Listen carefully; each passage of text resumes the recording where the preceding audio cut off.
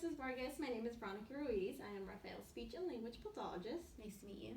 And I'm Ashley Anderson. I'm Raphael's current teacher. Nice to meet you. Nice to meet you as well. So we're here today to go over Raphael's speech and language concerns. It should take about 5 minutes.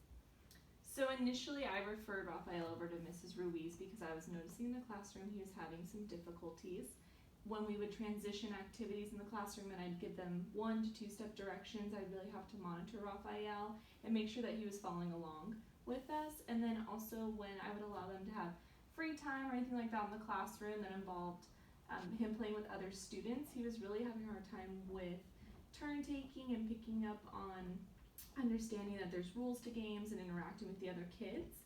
And then when we took our observation to the playground, we noticed that he was having a hard time picking up on social cues as well.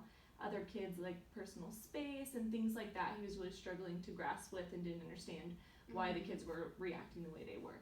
So I thought it was a really good time for Mrs. Ruiz to do an observation with him and bring you into this meeting. I agree. I've actually noticed some of these behaviors at home, and I didn't realize that it was something I could come to school for and receive services. So I appreciate you bringing this to light.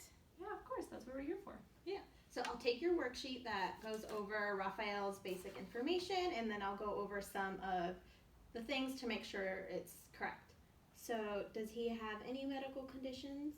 Not that we know of, no. Okay, and then he is in 3rd grade, correct? Yes.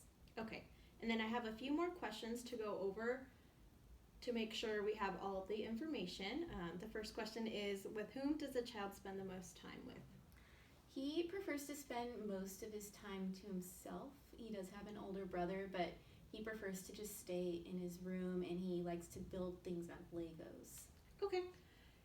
Can you tell me about a time any family members who have shown similar behaviors? My husband actually was like this when he was a child as well. That's good to know. How does Raphael currently communicate?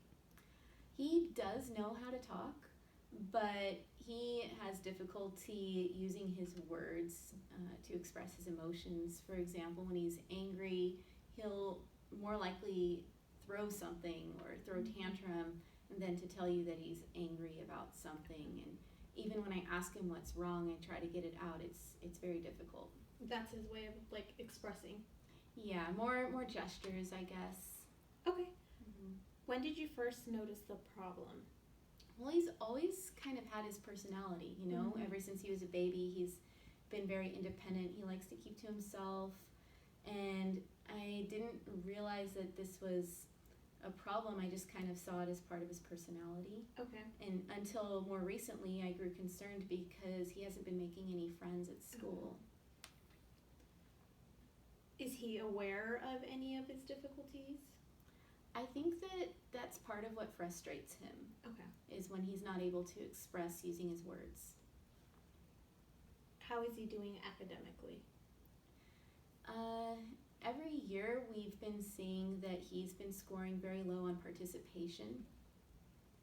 So if I may jump in here, Raphael really is a bright kid in the classroom, and I think that you're right that he lacks in participation because he is aware of his deficits and that, you know, he does struggle a little bit more than the other students. So I think that really holds him back.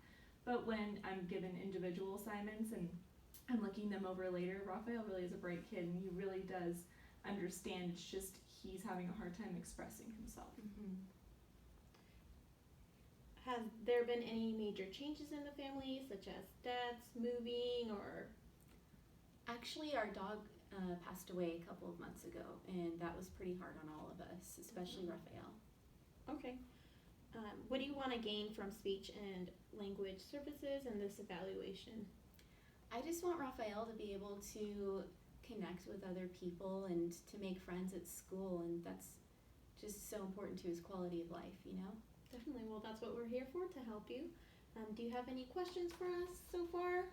Do you have any advice of things I can be doing at home that will help him with expressing himself? So at home, I definitely think you could use positive reinforcement. So if he does something good, you could always like reward him with like stickers or a treat.